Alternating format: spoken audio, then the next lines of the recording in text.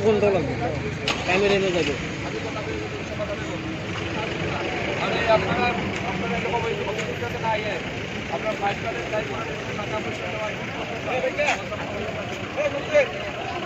আমি দেখতেছি কথা বলছি আপনার নামে কমপ্লেন না আসে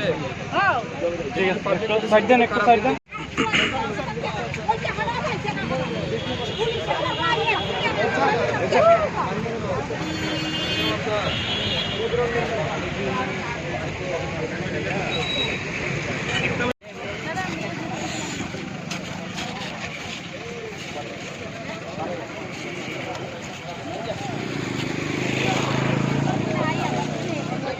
আমরা যাচ্ছিলাম অ্যাকচুয়ালি আমি আগরতলা থেকে ফটিকরা যাচ্ছিলাম একটা কমপ্লেন পেয়েছি এখানে এসে দেখতে পেলাম কিছু লোক রাস্তা আটকিয়েছে গাড়ি আটকাচ্ছিল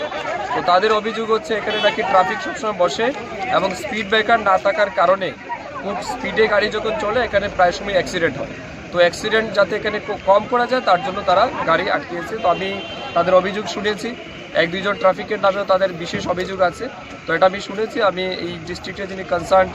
ডিএম আছেন এবং এসপি আছেন তাদের সাথে কথা বলবো এবং যাতে দ্রুত বিষয়গুলি সমাধান হয় সেটা আমি তাদেরকে বলেছি এবং আমি তাদেরকে আশ্বস্ত করেছি যে আমি ঊর্ধ্বতন কর্তৃপক্ষের সাথে আলোচনা করব এবং দ্রুত বিষয়টা সমাধান হবে